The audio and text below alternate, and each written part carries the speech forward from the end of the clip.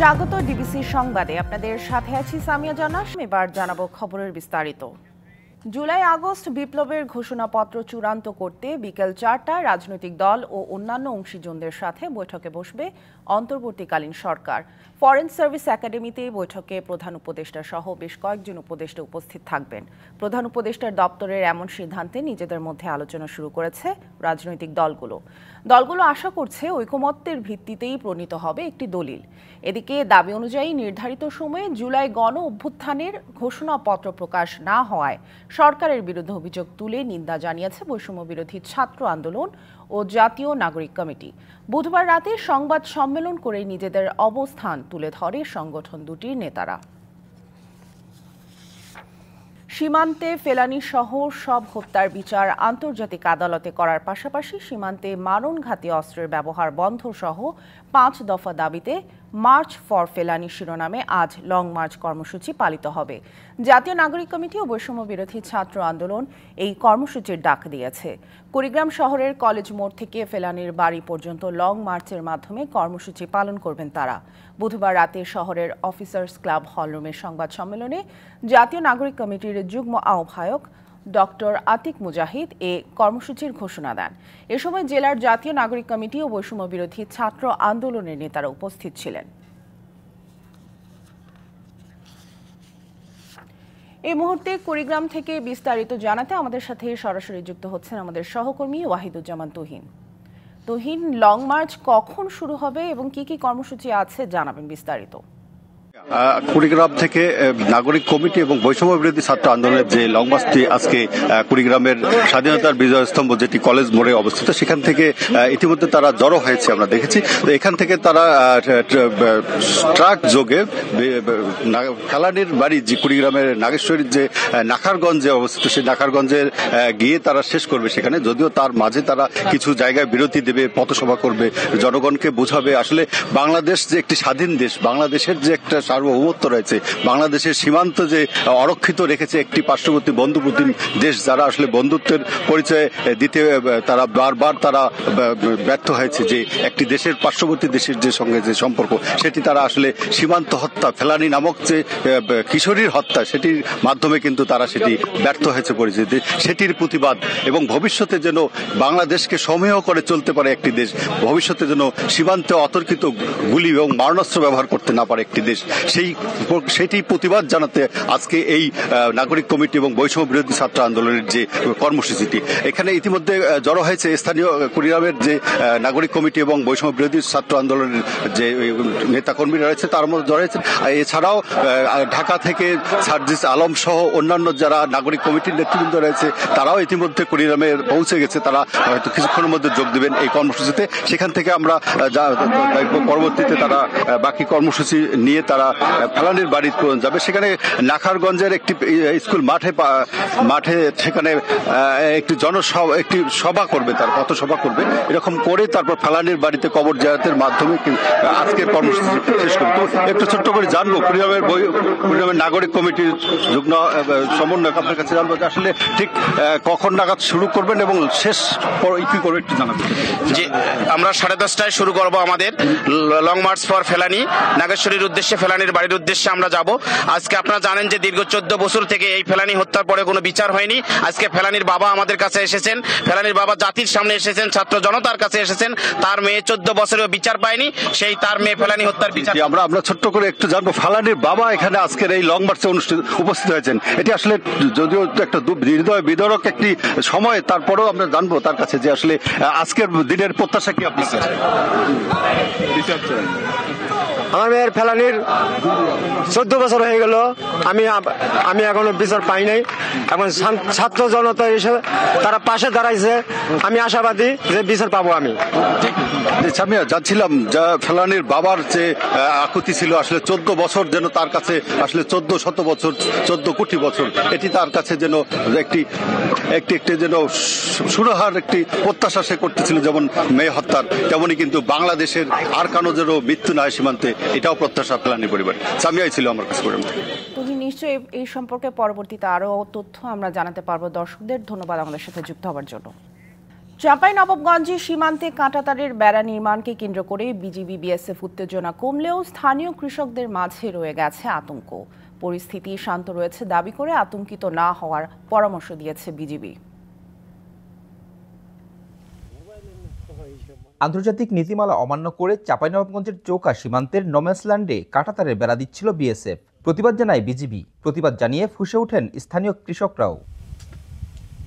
কৃষক বাবলু হাসু হাতে প্রতিরোধে নামেন বিজিবির সঙ্গে। বলছিলেন দেশের মাটি বাঁচাতে প্রস্তুত আছেন, প্রয়োজনে জীবন দিতেও।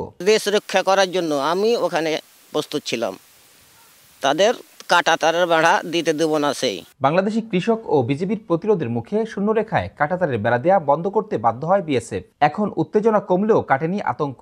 বর্তমানে শান্ত আছে, কিন্তু কৃষকের আতঙ্ক আছে, না জানি হয়তো কোনো সময় আমাদের গুলি ছাড়তে পারে। ওনারা সীমান্ত এলাকায় গেলে অনেক জায়গায় গোলাগুলি করে, কৃষককে মেরে দেয়, এই জন্য একটু আতঙ্ক আছে মাঠে আসার জন্য। কিন্তু ওইভাবে এখন মারাত্মক আতঙ্ক নাই। এ সীমান্তে না থাকলে অন্য সীমান্তে আছে, কিন্তু আতঙ্ক আছে।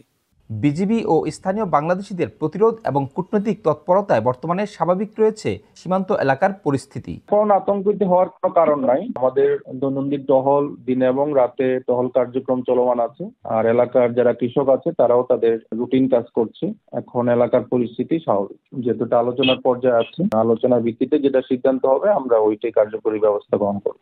দুই দেশের সীমানায় স্বাভাবিক টহল অব্যাহত রেখেছে বিজিবি ও BSF. Sourav Habib, DBC news, Rajshahi. দখলে দূষণে অস্তিত্ব বিলীনের পথেই লক্ষ্মীপুরের রহমতখালী নদী। দীর্ঘদিন প্রভাবশালীদের দখলে থাকায় নদী খনন কিংবা সংস্কারের কোনো উদ্যোগ নেয়নি কোনো পক্ষই।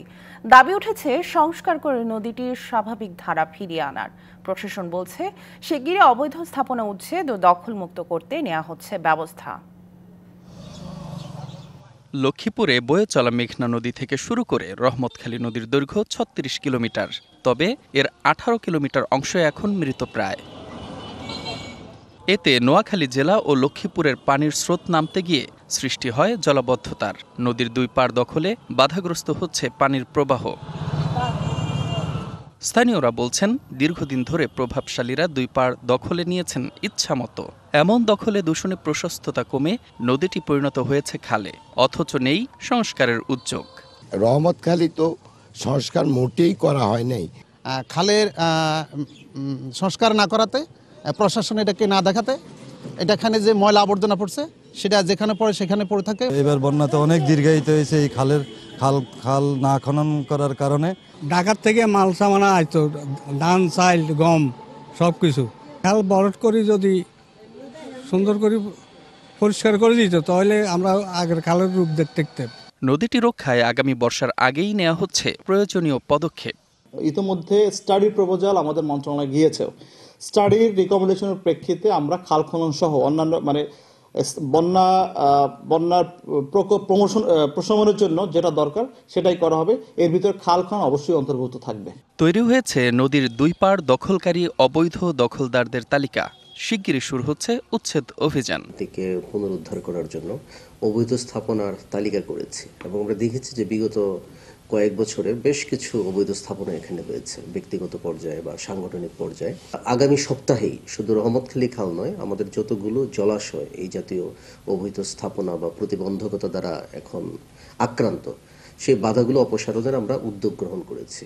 60-এর দশকে রহমতখালী নদী দিয়ে চট্টগ্রাম, বরিশাল, খুলনা ও চাঁদপুর সহ বিভিন্ন স্থান থেকে কার্গো, লাইটার এবং পণ্যবাহী জাহাজ আসত লক্ষ্মীপুর শহরে। DBC news desk. দখলের দূষণে মৃতপ্রায় কিশোরগঞ্জের নরসুন্দা নদী। দুই পাড়ে অসংখ্য স্থাপনা নির্মাণ করেছেন দখলদাররা। পাশাপাশি বাসিন্দাদের ফেলা ময়লা আবর্জনায় একসময়ের খরস্রোতা নদীটি হারিয়েছে তার স্বাভাবিক পানি প্রবাহ। প্রাণ ফেরাতে নদীটিকে পুনর্খননের দাবি জানিয়েছে স্থানীয়রা। কিশোরগঞ্জ শহরের বুক চিরে বয়ে যাওয়া নরসুন্দা নদীর চিত্র এটি। দেখে বোঝার উপায় নেই একসময় পানিতে থই থই করত এই নদী, চলত লঞ্চ স্টিমার। নদীর বড় অংশ দখল করে বিভিন্ন ধরনের স্থাপনা নির্মাণ করেছেন প্রভাবশালীরা। এছাড়া দুই তীরের বাসিন্দারা যেন নরসুন্দাকে পরিণত করেছেন ভাগাড়ে। কোথাও কোথাও নদীটির প্রস্থ কয়েক ফুটে এসে দাঁড়িয়েছে। অস্তিত্বের সংকটে পড়া নদীটিকে আগের অবস্থায় ফিরিয়ে আনতে কার্যকর পদক্ষেপ নেওয়ার দাবি স্থানীয়দের। যে ময়লা আবর্জনা এগুলো পরিষ্কারের মাধ্যমে একটা স্বচ্ছ পানির ধারা ফিরিয়ে আনার জন্য কর্তৃপক্ষকে বারবার আহ্বান করছি। দয়া করে যদি আমাদের এই পরিবেশটা সুন্দর করে দেয় সরকার, তাহলে আমরা কৃতজ্ঞ থাকব। এখান থেকে আমরা পরিত্রাণ পেতে চাই, তাহলে এই নদীকে প্রবহমান করতে হবে। নতুন করে নরসুন্দায় খনন কাজ চালানো হবে বলে জানিয়েছে পানি উন্নয়ন বোর্ড। নরসুন্দা নদীকে পুনরুজ্জীবিত করার লক্ষ্যে আমাদের পানি সম্পদ মন্ত্রণালয়ের আওতায় পানি উন্নয়ন বোর্ড কর্তৃক একটি ফিজিবিলিটি স্টাডি চলমান রয়েছে। ফিজিবিলিটি স্টাডি রিপোর্ট দাখিল করা হবে এবং সেই স্টাডি রিপোর্টের সুপারিশের আলোকে আমরা এই নরসুন্দা নদীকে বাঁচানোর লক্ষ্যে তথা পুনরুজ্জীবিত করার লক্ষ্যে একটি উন্নয়ন প্রকল্প উপস্থাপনা প্রণয়ন করব। কেবল আশ্বাস নয়, নদীটি রক্ষায় দ্রুতই কার্যকর পদক্ষেপ নেবে এমন প্রত্যাশা স্থানীয়দের। DBC news desk. ভোলা শহর রক্ষায় ব্লক বাঁধের কাজে গড়িমসির অভিযোগ উঠেছে ঠিকাদারদের বিরুদ্ধে। টেন্ডার প্রক্রিয়া শেষ হলেও প্রকল্পের ২৬টি প্যাকেজের মধ্যে ৬ মাসে কাজ শুরু হয়েছে মাত্র ৮টির। এতে বর্ষায় নদী ভাঙনের ভোগান্তির আশঙ্কা মেঘনা পাড়ের মানুষের। তবে শিগগিরই কাজ শুরুর কথা জানিয়েছে পানি উন্নয়ন বোর্ড। মেঘনা নদীর ভাঙন হতে ভোলা সদর উপজেলা রক্ষা প্রকল্পের আওতায় পানি উন্নয়ন বোর্ড ৬৮৯ কোটি টাকার একটি প্রকল্প হাতে নেয় ২০২৩ সালে। এর মধ্যে রয়েছে রাজাপুর, পূর্ব ইলিশা, কাচিয়া ও ধনিয়া ইউনিয়নের ১২.৫ কিলোমিটার এলাকার মধ্যে ৪ কিলোমিটার নদীর তীর সংরক্ষণ, ৩ কিলোমিটার নদীর তীর শক্তিশালীকরণ ও ৫.৫ কিলোমিটার উপকূলীয় বাঁধ পুনর্বাসনের কাজ। প্রকল্পের ২৬টি প্যাকেজের মধ্যে গেল বছরের জুনে ২৪টি প্যাকেজের টেন্ডার প্রক্রিয়া শেষ হয়, বাকি ২টিও প্রক্রিয়াধীন। কিন্তু এ পর্যন্ত মাত্র ৮টির কাজ শুরু হয়েছে। শুরু হওয়া কাজও চলছে কচ্ছপ গতিতে। যারা বলগো মানা নেয় আমাদেরও বিনাশ করেছে। দেখেন আমাকে জমি জিরাতগিরি কি করছে, আমরা না পারছি গাছ করতাম, না পারছি একটা ফসল করতাম। ২টা ঘন্টা না কাজ না ধরে তাহলে এটি লোকে যদি ভাঙতে ভাঙতে ওগুলো ভেঙে যাবো। বর্ষার আগে না করলে এগুলো কিছুই থাকবো না, তাহলে ওই ৩টা কাজ করে লাভ কি? নির্ধারিত সময়ে কাজ করতে ব্যর্থ প্রতিষ্ঠানের বিরুদ্ধে ব্যবস্থা নেওয়ার কথা জানালেন ভোলা পানি উন্নয়ন বোর্ডের এই কর্মকর্তা। আমরা ঠিকাদারদের বলছি যেন তারা দ্রুত সময়ে কাজ শুরু করে এবং অনেক ঠিকাদারের ইতিমধ্যে তাদের ম্যাটেরিয়াল সাইটে আনয়ন প্রক্রিয়াধীন আছে। এরপরও যদি কেউ কাজ শুরুতে বিলম্ব করে, কাজে সময় ঠিকমতো করতে না পারে, তবে তাদের বিরুদ্ধে আমরা আইনানুগ ব্যবস্থা গ্রহণ করব। আসছে বর্ষার আগে প্রকল্পটির বাকি প্যাকেজের ঠিকাদাররা কাজ শুরু না করলে হুমকির মুখে পড়তে পারে ভোলা শহর রক্ষা বাঁধ। তাই দ্রুত প্রকল্পটির কাজ শুরুর দাবি স্থানীয়দের। DBC news desk. সেতুর মাঝে তৈরি হয়েছে গর্ত, আর তার জন্য চালকদের সতর্ক করতে টাঙিয়ে রাখা হয়েছে লাল কাপড়ের নিশানা। এমন চিত্র ঝালকাঠির বাসন্ডা বেইলি সেতুর। এর উপর দিয়ে প্রতিদিন ঝুঁকি নিয়ে চলছে হাজার হাজার গাড়ি। যে কোনো সময় বড় ধরনের দুর্ঘটনার শঙ্কা চালক ও স্থানীয়দের। তবে একটি আধুনিক কংক্রিট সেতু নির্মাণে মন্ত্রণালয়ে প্রস্তাব পাঠানো হয়েছে বলে জানিয়েছে সড়ক বিভাগ। বরিশাল খুলনা মহাসড়কের ঝালকাঠির বাসন্ডা নদীর উপর ৮০-র দশকে নির্মাণ করা হয় ১২৫ মিটার দৈর্ঘ্যের এই বেইলি সেতু। সেতুটি দিয়ে প্রতিদিন কয়েক হাজার ভারী যানবাহন চলাচল করছে। হালে পদ্মা ও বেকুটিয়া সেতু চালু হওয়ায় বাসন্ডা সেতুর উপর যানবাহনের চাপ আরও বেড়েছে। কিন্তু ৭ বছর আগেই সড়ক ও জনপথ বিভাগ এটিকে ঝুঁকিপূর্ণ ঘোষণা করে। প্রতি বছর সেতু সংস্কারের নামে সরকারি অর্থ অপচয়ের অভিযোগও উঠেছে সেতু বিভাগের বিরুদ্ধে। গাড়ি চলতে চলতে স্লিপারটা ডাইবে যায়, আজকে সারছে, আবার একদিন পরে আবার আটটা সারবে, আবার একদিন পর আটটা ডাইবে যায়, এইভাবে প্রতি সপ্তাহে ২ বার ৩ বার ডাবে আর কি। সেখানে এত ঝুঁকিপূর্ণ অবস্থা যে এখানে অ্যাক্সিডেন্ট হওয়ার চান্স 90%। যানবাহন চলাচলের সময় সেতুটির বিকট শব্দে অতিষ্ঠ আশপাশের মানুষ। যে কোনো সময় বড় ধরনের দুর্ঘটনার শঙ্কায় থাকেন চালক ও স্থানীয়রা। ব্রিজ ডাইবে যায়, ব্রিজটা খুবই ভালো না, এখন বর্তমানে ব্রিজের টেম্পার শেষ। যে কোনো মুহূর্তে গাড়ি পড়ে যেতে পারে এবং যে কোনো সময় ১০ নামতে পারে।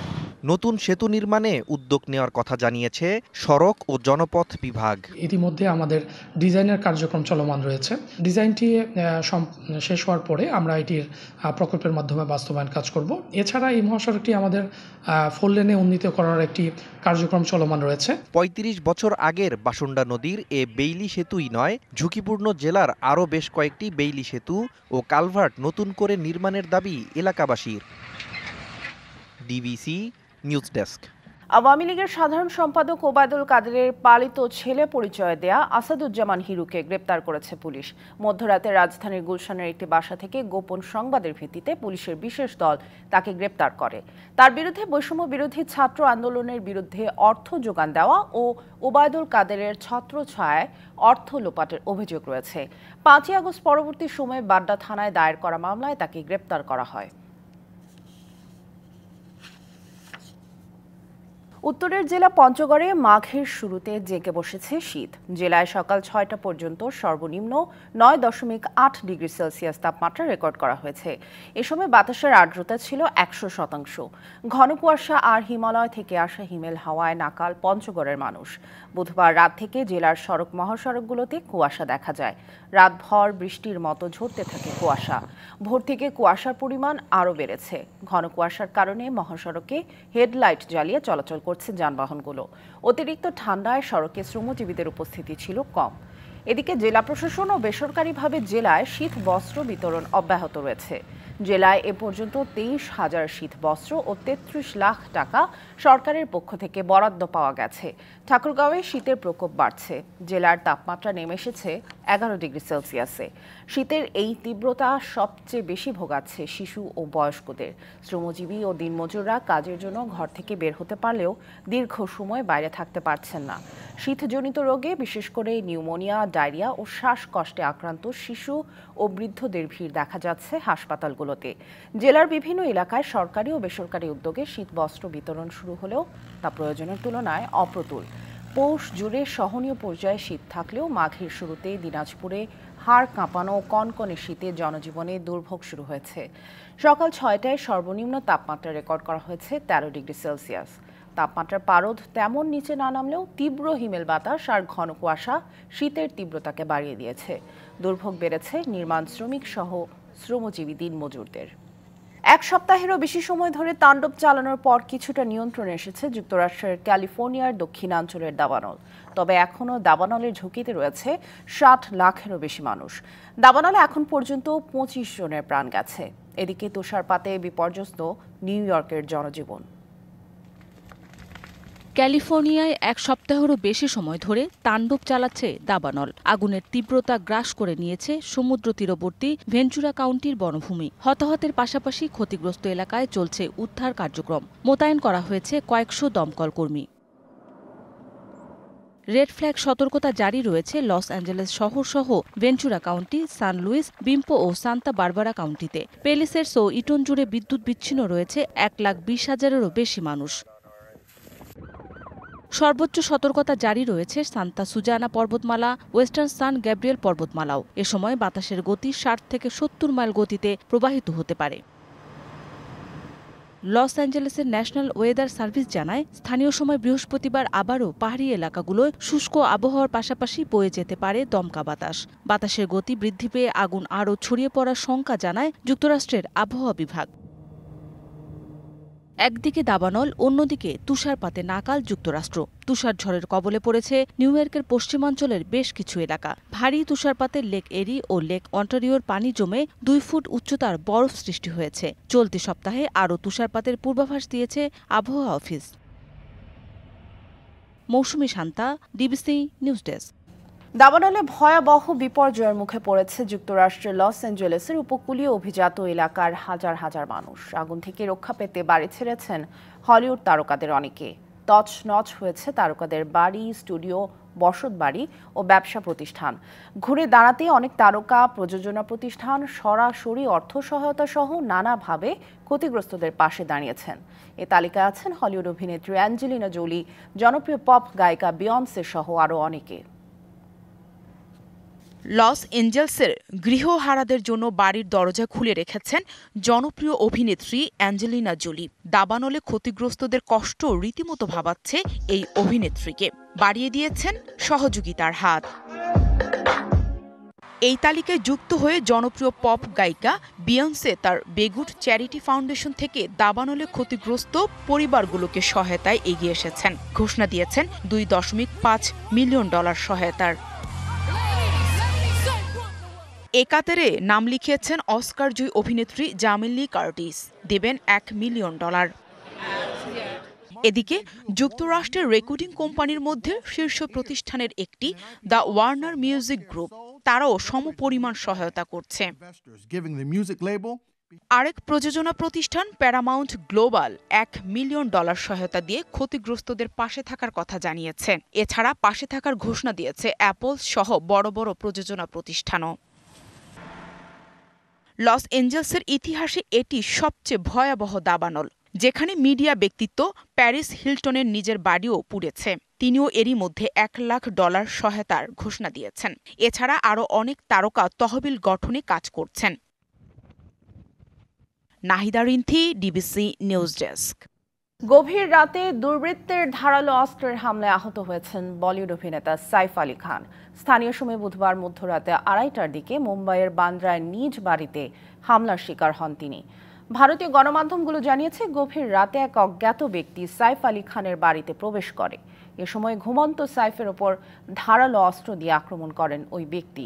এতে আহত অবস্থায় তাকে ভর্তি করা হয় লীলাবতী হাসপাতালে। তবে তার স্ত্রী কারিনা ও সন্তানরা নিরাপদে রয়েছেন। ডাকাতির উদ্দেশ্যেই এই হামলা বলে প্রাথমিকভাবে মনে করছে মুম্বাই পুলিশ। এ ঘটনার তদন্ত চলছে, তবে তিনি ছুরিকাঘাতে আহত হয়েছেন নাকি ধস্তাধস্তিতে আহত হয়েছেন তা এখনো স্পষ্ট নয়। লীলাবতী হাসপাতালের চিকিৎসক জানান, তার শরীরে 6টি আঘাত রয়েছে, যার মধ্যে 2টি বেশ গভীর। একটি আঘাত মেরুদণ্ডের কাছাকাছি। সংবাদ এই ছিল এখনকার মতো। ডিবিসি নিউজের সংবাদগুলো পড়তে ভিজিট করুন dbcnews.tv আর ভিজিট করুন ডিবিসির ফেসবুক পেজ এবং ইউটিউব চ্যানেল। ডিবিসির সঙ্গেই থাকুন।